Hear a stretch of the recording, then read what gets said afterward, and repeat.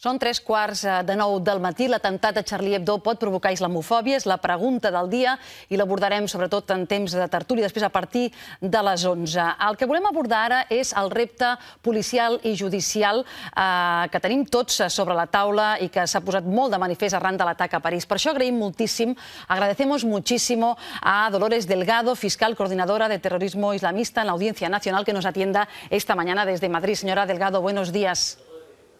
Hola, Kay, buenos días.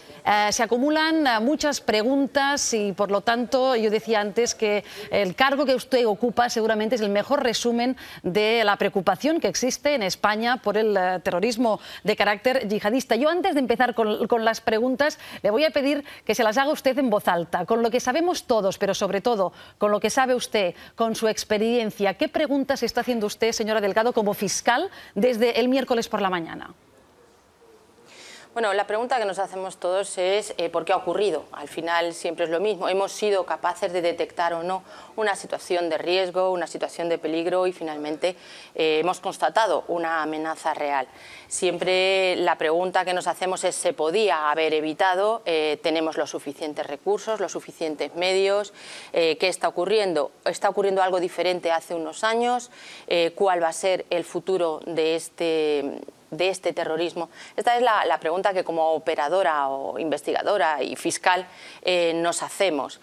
La siguiente, ¿qué podemos hacer para impedir y evitar este tipo de acciones que son bárbaras, tremendas? Lo tenemos ahí, pero ojo, esto ha ocurrido en Francia y este tipo de terrorismo es un terrorismo global que tiene acciones locales, se producen en determinados espacios territoriales, pero al final sus efectos, como bien estamos viendo con este mismo programa o esta misma entrevista, sus efectos nos dañan a todos y nos alcanzan a todos y a todos nos preocupan. Allá donde se produzcan, en cualquier lugar de la Tierra, allá se produce un efecto en todos nosotros, en los demás. Usted ha hablado alguna vez, señora Delgado, de terrorismo de ida y vuelta. Sí, esto es un tema importante, sobre todo ahora como nos encontramos.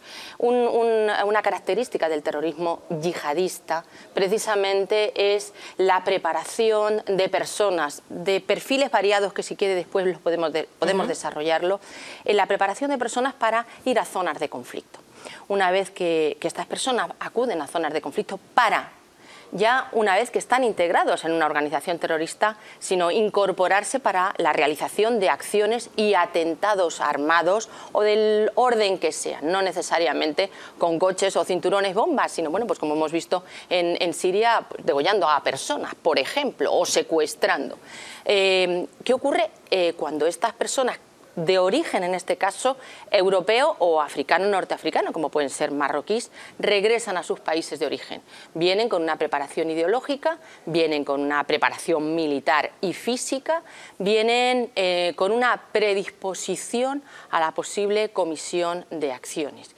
Esto es un terrorismo de ida y vuelta, porque ellos ya están aquí integrados, han sido captados, han sido reclutados, han sido adoctrinados, que es muy importante esa actividad como preparación para los terroristas, se han incorporado ya, se han integrado ya en una organización terrorista y finalmente acuden a cometer estos atentados. Bueno, pues el regreso es el peligro. Está ahí. Van a regresar para integrarse en la sociedad, vienen de una situación compleja, decepcionados quizá de lo que han encontrado ahí, o regresan porque no tienen más remedio o regresan para cometer acciones terroristas. Para eso están las investigaciones, para eso estamos los operadores. Tenemos distintas formas de actuar y yo creo que eso es muy importante y que la gente tiene que saber que hay muchos aspectos cubiertos. Tenemos aspectos de seguridad que son cubiertos básicamente por inteligencia. Los servicios de inteligencia tienen una misión fundamental, que es prever, estar alerta de situaciones sospechosas que puedan atentar contra nuestra seguridad.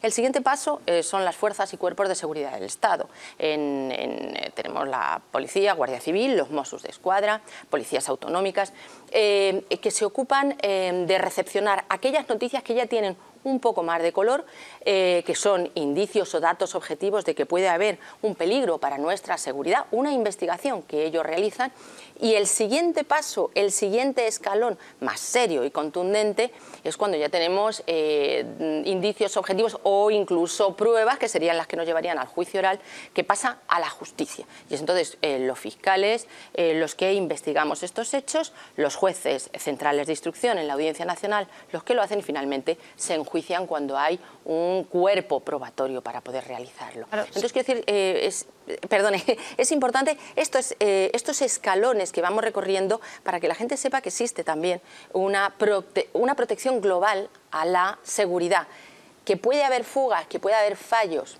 Evidentemente, si no, no se producirían atentados como el ocurrido en París, pero se pretende o se intenta atajar estas fugas de seguridad. Claro, en ese sentido, justamente en el atentado de París nos encontramos con quizá uno de estos fallos, ¿no? Porque uno de los sospechosos, en fin, incluso había cumplido una condena por cuestiones relacionadas con estos grupos, ¿no? Y parecía que estaba fichado, incluso seguido por la policía, pero aún así no se ha podido evitar. Claro, vamos a ver, el que alguien esté fichado o investigado o condenado anteriormente no le hace culpable del resto de los actos, o sea que es imposible también prever. Es cierto que son importantes los patrones de conducta, determinar los perfiles ahora mismo de los terroristas, qué tipo de acciones de prevención e investigación en función de esta experiencia que hemos ido acumulando a lo largo de los años. Y es cierto que no alcanzamos o no se pueden prever todas las conductas, y es cierto que no se puede seguir a todos los sospechosos, es cierto. Lo que pasa es que sí es verdad que hay muchos indicadores que nos pueden llevar a controlar aquellos grupos que son especialmente peligrosos. Y ojo, es cierto, se ha producido un atentado, pero se han evitado muchos atentados. Entonces, lo que ahora ya ha ocurrido, tenemos que extraer las conclusiones como operadores y como investigadores. Desde luego, se está haciendo por los colegas franceses, pero también lo hacemos aquí en España, analizando qué ha ocurrido, cuál ha sido el perfil de los terroristas, cuál ha sido su trayectoria, cuál ha sido su viaje a zona de conflicto, qué está pasando con las organizaciones y las células que en nuestros países están reclutando, captando, adoctrinando. ¿Qué pasa con nuestra gente? Pero ojo, repito, es un terrorismo global del que todos debemos participar. Entonces, bueno, sí son atentados inevitables, pero obtenemos y extraemos lecciones fundamentales para la investigación. Pues señora Delgado, vamos a intentar detallar un poco esa radiografía que ahora usted hacía en general, ¿no? Hay cifras oficiales que dicen que hay unos 50 de españoles combatiendo en Siria, Irak o Mali. Sin embargo, se considera que quizá se ha infravalorado el número real. ¿Son esos los números con los que ustedes trabajan?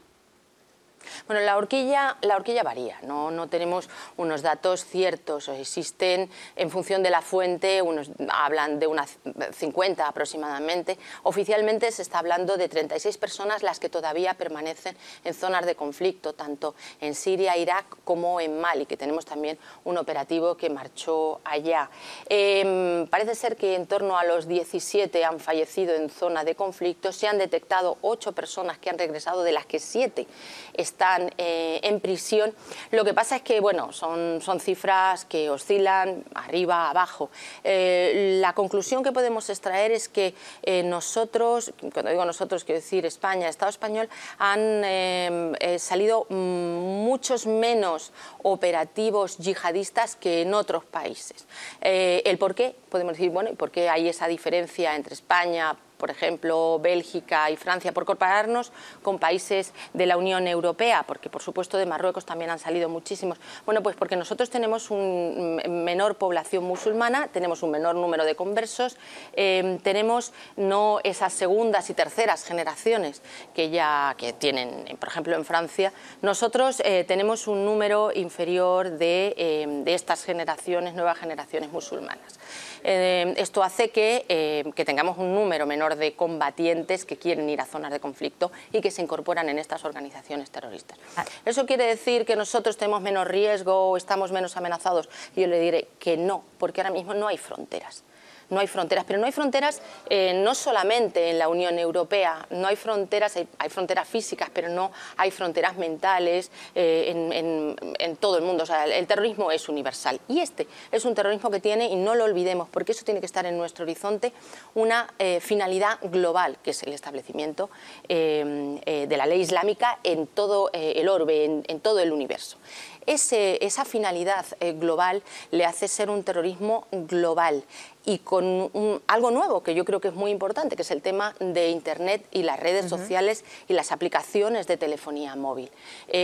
Ahora mismo, la mayor herramienta utilizada por organizaciones terroristas de corte yihadista son exactamente la Internet.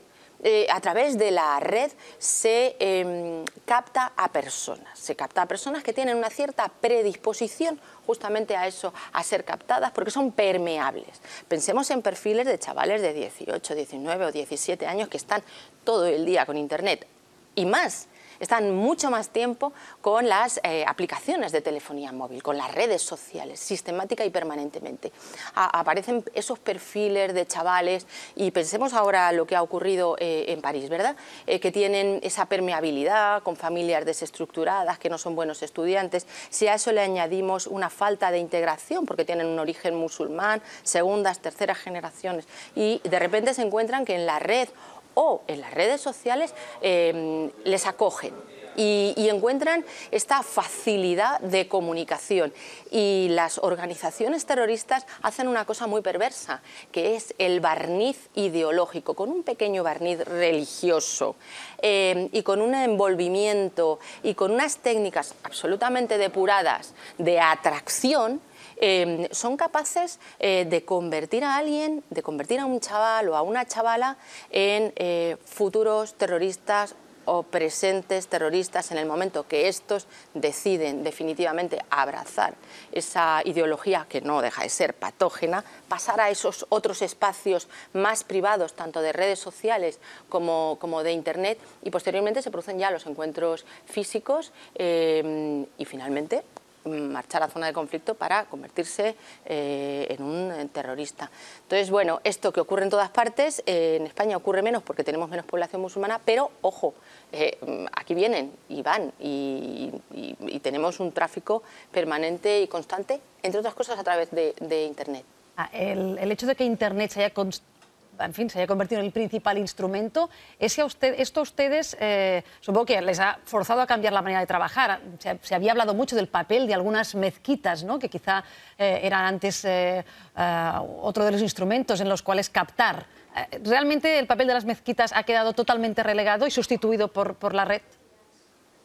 Sí, a ver, yo creo que es muy importante para comprender la dificultad de este terrorismo. Yo quiero decir que yo soy coordinadora de terrorismo yihadista en la Audiencia Nacional desde el año 2007. Esto significa que somos un grupo de fiscales porque la Fiscalía de la Audiencia Nacional investiga todos los delitos de terrorismo, ya sea terrorismo autóctono internacional o terrorismo yihadista. Todos los compañeros fiscales trabajan y trabajan extraordinariamente bien y existe una coordinación creada desde el año 2007 porque entendíamos que era un terrorismo, entendió así el fiscal jefe, que era un terrorismo que necesitaba un input o un estudio quizá más profundo de cómo es. Y nos hemos dado cuenta que es un terrorismo muy cambiante. Es un terrorismo que tiene muy permeable a acontecimientes geopolíticos, no podemos imaginar cuánto, muy tecnológico porque se va adaptando a las nuevas tecnologías y muy, yo digo muy metamórfico en el sentido de que se va transformando en función de las investigaciones. Conforme nosotros vamos conociéndoles, vamos realizando operaciones.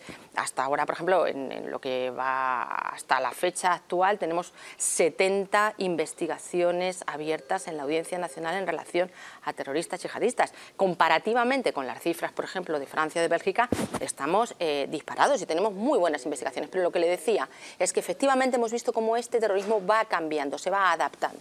lo que antes eran las mezquitas, pero no mezquitas, porque no quiero introducir, o sea, lugares de culto. Una mezquita es un templo, un lugar de culto y tan respetable como pueden ser, evidentemente, las iglesias.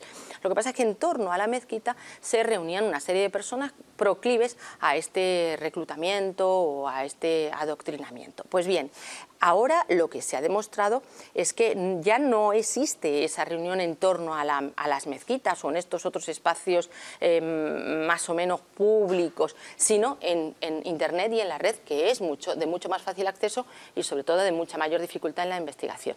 Pero efectivamente nos vamos adaptando. Tenemos investigadores buenísimos en las fuerzas y cuerpos de seguridad del Estado, en los Mossos d'Esquadra, que están haciendo una labor extraordinaria de investigaciones a través de la red. Siempre, ojo, sopesando la seguridad y la libertad, porque no olvidemos, perderemos seguridad si no somos capaces de controlar esa seguridad respetando las libertades. Eso al final es un boomerang, nos vuelve en contra. Por lo tanto, es ese complejo, lo que llama todo el mundo el equilibrio entre seguridad y libertad, el que estamos desarrollando día a día y codo con investigadores en la calle de campo y jueces y fiscales que trabajamos en esto. Ahora entraremos un poco en ese tema, pero antes, señora Delgado, entiendo que usted ha asistido a interrogatorios de muchos de esos retornados o incluso de sus captores. Para entendernos, usted les ha mirado a los ojos. Señora Delgado, ¿reconocen su actividad? ¿Cómo la justifican? ¿Qué es lo que explican? ¿Hay algún denominador común en su perfil? Lo digo porque antes hablaba de los perfiles y quizá también podemos caer en tópicos, ¿no?, desde el desconocimiento cuando intentamos atribuir un perfil. Lo que pasa es que me va a permitir que distinga un tópico que no son admisibles y menos en el derecho penal de un perfil. Un perfil nos puede ayudar muchísimo para prever, para investigar, para determinar cuál es la línea o el camino de nuestra investigación. Los perfiles de los terroristas son distintos. No podemos establecer unas características, es decir, si la reúne es un terrorista. Esto no es así, no se desarrollan así las investigaciones. Es cierto que hemos encontrado una serie de características comunes en determinados grupos de personas que han sido captadas, adoctrinadas y que finalmente se han incorporado en una organización terrorista. Tenemos grupos de jóvenes, lo que les decía, jóvenes muy permeables, muy jóvenes, muy permeables, que han sido enganchados a través de la red y de las redes sociales y que han sido adoctrinados aprovechando esas características previas. Tenemos gente más hecha, tenemos ya gente con investigaciones previas, incluso con condenas previas, y recordemos lo que los hermanos en París, ¿no? Es decir, que es un poco ese el perfil con un historial terrorista comprobado. Lo que sí es cierto es que hay un antes y un después de aquellas personas que han marchado a zona de conflicto y que han estado allí luchando, combatiendo y cometiendo acciones terroristas. El cambio es radical, por decirlo de alguna manera, porque esa experiencia en muchos de los casos ha confirmado la existencia de un terrorista que es capaz de cualquier cosa en cualquier parte del mundo, y esto hay que reconocerlo, evidentemente. ¿Los retornados serían ahora mismo la principal amenaza aquí en España? Los retornados son una amenaza importante, pero no solamente los retornados a España. Esto también creo que hay que decirlo, sino los retornados a la Unión Europea o los retornados a Marruecos, precisamente por la movilidad que tienen ellos mismos. O sea, hay una movilidad y una facilidad importante de estos movimientos, de estas personas. Entonces, bueno, sí, decimos en España, por ejemplo, pues si quedan 36, serían en estos 36 donde estribaría nuestro riesgo, nuestra amenaza, y yo le diría no. En los 1000 y pico que han marchado de Francia, en los 1000 y pico, 2000 belgas, en los marroquíes, en cualquier parte. Pero sí, efectivamente, son una amenaza los retornados. Ojo, Me va a permitir que le haga un pequeño paréntesis. Tenemos ya una experiencia de esto. Mire, cuando en Afganistán los sirios estaban luchando y combatiendo a los soviéticos, finalmente se fueron, llegaron los americanos, etcétera, etcétera. No vamos a remontarnos a entonces, pero sí allí en Afganistán estuvieron peleando y luchando y luego, por ejemplo, un núcleo, una célula muy importante de estos sirios que pelearon en Afganistán volvieron a España a principios de los años 2000, más o menos. Esta gente aquí conformaron células que tuvieron una serie de repercusiones. Aquí se les investigó bajo la operación Dátil, que finalmente fueron condenados, la célula de Abu Dada. Bueno, pues de esta célula hubo después relaciones con los atentados, ojo, del 11S y relaciones con los atentados del 11M en torno a Mezquita de Tetuán, luego lo que era la célula de Hamburgo. Quiero decir, en el marco de ese procedimiento es el primer procesamiento que se hace, la primera resolución que formalmente reconoce la implicación de los atentados, por ejemplo, de Osama Bin Laden, que esto la gente pues no lo conoce. Aquellos sirios que estuvieron en Afganistán retornaron a Europa y organizaron células que provocaron atentados gravísimos. Por lo tanto, quiero decir que sí, que los que vuelven, y ya tenemos experiencia de ello, y en esa experiencia también basamos o proyectamos esa experiencia en las investigaciones de futuro, está o estriba uno de los mayores riesgos que tenemos. Hablemos un poco de esos instrumentos que ustedes tienen. Antes decía, 8 han vuelto, 7 están en prisión. El agosto pasado la policía detuvo a 2 chicas en Ceuta a punto de viajar a Siria. ¿Ustedes optan por detención y prisión preventiva aunque no se haya consumado el delito? ¿Querer ir ya es delito, señora Delgado? No, vamos a ver, yo creo que esto es importante, es muy importante esta pregunta porque hay que explicar un poco. Nadie ingresa en prisión por intentar hacer un viaje, que sería como lo primero que nos viene a la cabeza. Quiero decir, hay una investigación. Nosotros tenemos un abanico. Me preguntaba por las herramientas. Yo le voy a hablar de las herramientas legales, nuestro Código Penal y la Ley de Enjuiciamiento Criminal, o esa herramienta de investigación que nos da el derecho procesal. Pero bueno, el Código Penal, nosotros tenemos una tristísima experiencia con ETA en España. Esto ha hecho que hayamos desarrollado una norma penal que para mí es muy amplia, un abanico de conductas que tienen que ser acreditadas, evidentemente. Este abanico está, pues, los que están integrados en organización terrorista, los que colaboran con organización terrorista, los que financian organización terrorista, los que emiten mensajes en medios públicos difundiendo y provocando a la comisión de ataques terroristas, los que enaltecen o incluso humillan a las víctimas. Tenemos un elenco de conductas. Esas conductas tienen que ser probadas, tienen que estar acreditadas. Cuando alguien toma, vamos a ver, alguien ha sido reclutado, ha sido captado, ha sido adoctrinado, de lo que queda un rastro. Suele ser un rastro documental o suelen ser acciones o suele vigilancia, seguimientos, intervenciones telefónicas. Quiero decir, hay una serie de mecanismos y técnicas de investigación que nos van de alguna manera explicando cuál ha sido la evolución de una persona y tenemos constancia de esa evolución y esa persona en un determinado momento acepta o se integra en organización terrorista y el siguiente paso es incorporarse, por ejemplo, en el Estado Islámico para actuar en Siria o Irak. Ojo, y cometer y aceptar cometer acciones terroristas, esa persona ya es terrorista. Es decir, no va a la cárcel por intentar irse a Siria en una idea romántica de ser un rebelde, porque no hablamos de insurgencia, no hablamos de rebeldía, no estamos hablando de oposiciones a un régimen dictatorial, no. Estamos hablando de ataques terroristas y así lo ha dicho Naciones Unidas en una resolución del Consejo de Seguridad que se dictó por unanimidad, la 2178, ahora en septiembre de este año 2014, en el que se nos pide a los estados que conformamos Naciones Unidas, el concierto internacional, que regulemos este tipo de conductas, pero no conductas evidentemente inocuas, sino conductas de integración en organización terrorista y con ánimo de cometer ataques terroristas.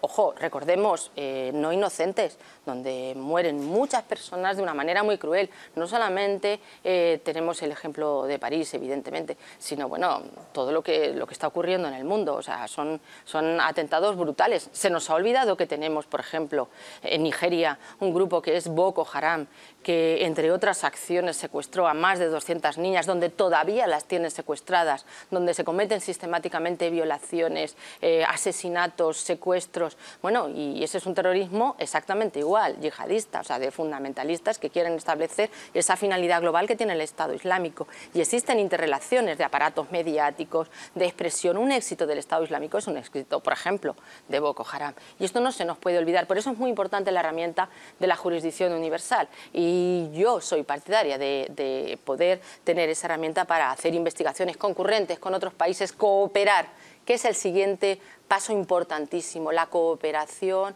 judicial, primero policial y después judicial internacional. Señora Delgado, el Gobierno español está poniendo en marcha ese macrofichero informático para registrar a usuarios de las aerolíneas y controlar movimientos. Hoy sabemos que la Comisión Europea se plantea también endurecer las condiciones de vuelo, en fin, dejando llevar menos cosas a bordo, incluso un control más exhaustivo de los dispositivos electrónicos y de las tabletas. ¿Esas son medidas imprescindibles según la Fiscalía? Bueno, vamos a ver, es que hay medidas que ya están en funcionamiento. Quiero decir, hubo, con todo el problema de los operativos que acudían a zonas de conflicto como Siria y como Irak, ya hubo una serie de reuniones para determinar si era preciso o no tener unos ficheros de los viajeros. Pero recordemos, y es importante decirlo, que en Europa existen esos ficheros en relación a los viajeros que acuden a Estados Unidos y se facilita a Estados Unidos esa información. Por lo tanto, ese tipo de ficheros existe. Instauramos esos ficheros para ciudadanos europeos que no van a Estados Unidos, sino que pueden ir a Siria, Irak o Turquía y que se mueven con una determinada... podría ser, yo creo que podría ser positivo, pero quiero decir, siempre con ese control que requiere cualquier información que puede ser sensible o afectar a la intimidad.